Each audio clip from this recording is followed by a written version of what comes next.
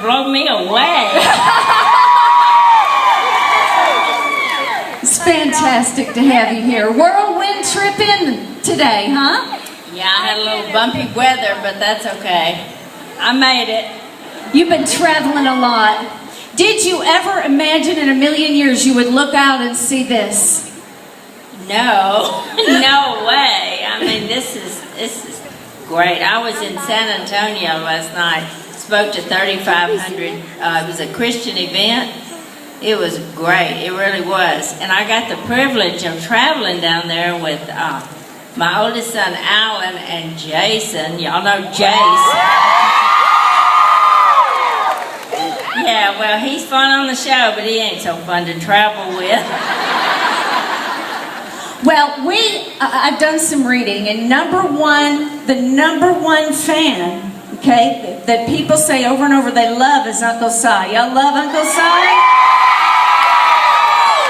But we hear, Miss Kay, that Uncle Si never washes his beard. I don't think he washes anything. I saw him this morning at the airport. He was headed to Minnesota.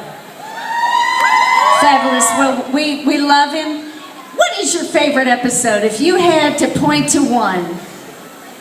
It would have to be now, not before, but before this year. I had other ones, but this year, the wedding. It was absolutely beautiful. What was that like for you to renew your vows? I can't remember what I said.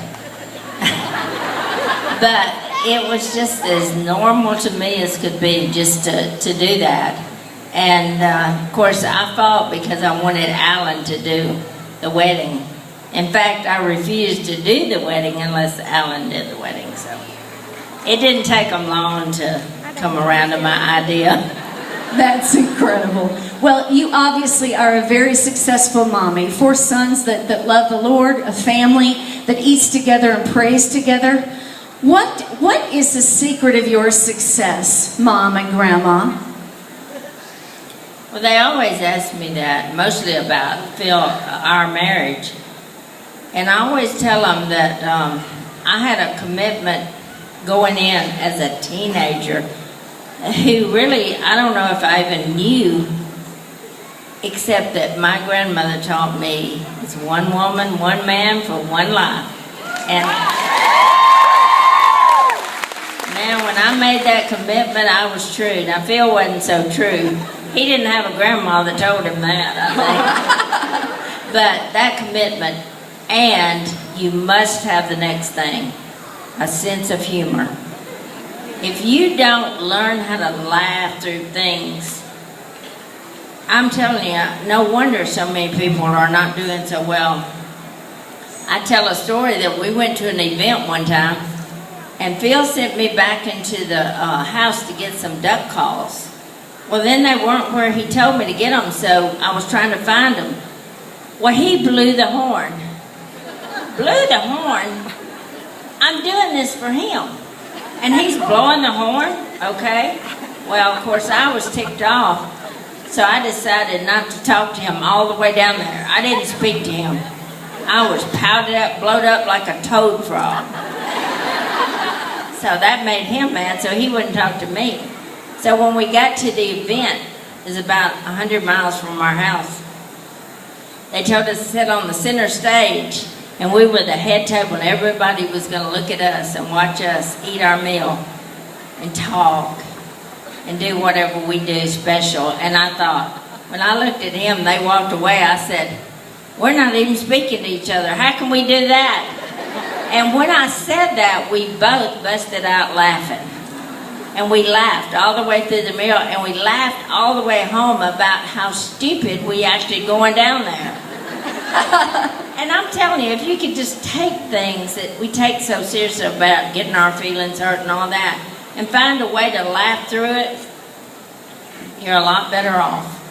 You really are. I want to talk to you about how important your faith is. I think it's phenomenal that people all around the world get to see a family in love with Jesus.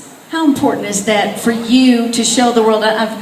I've read some things that y'all really didn't want to be the 700 Club for rednecks, but that you really wanted to be someone who is out there and is unashamed for the Lord Jesus.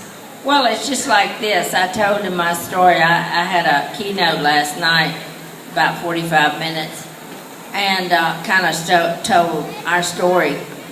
And the thing that you'll see when you ever get to hear that or read it in some of the books, if it wasn't for our faith and the belief in God, we wouldn't have a family that we have now.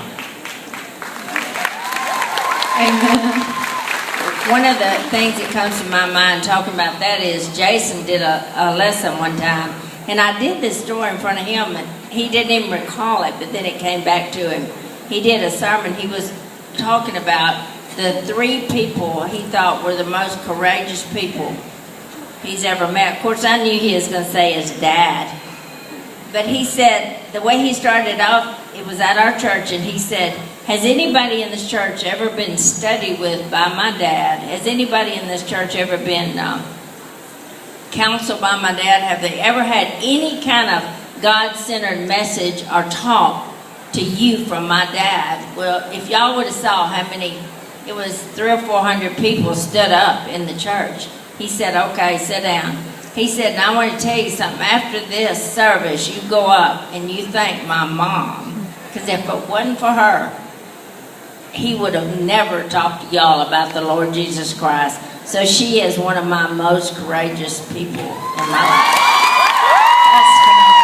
Let's talk funny moments. There's so many of them. What are some of your favorites from the show? Oh my goodness, there are so many. If y'all could have seen, I mean, what's sad about it is you miss so much stuff that's, you know, they can only put, it's actually 22 minutes of the show on there. And the funny things that have happened, you know, when we were in Hawaii, that was first just going over there was a circus with our family trying to all get through the airport and everything happening. Si acting like a nutcase all the way. I mean, I'm like, Si, we're not on the show. Can you behave?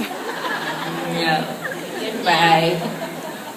And you know, one of the things like y'all don't see on the show, like there was a recent show where Si ran and jumped. He just jumped off a deck or something. It was a boat launch or something. I don't know if y'all recall that show. Well, guess what? He had all his mic on, everything. They said, don't jump. And he just, boom. He earned that $2,000 piece of equipment right away. So, who's the craziest of the kids? Jace cracks me up because he's so straight-faced when he talks. What he says is so funny. Who is the craziest if you had to pinpoint him? Well, y'all just don't see things Willie does. I'm telling you, and he gives me such a hard time. I'm telling you, he really does. We go places, he's always teasing me and saying something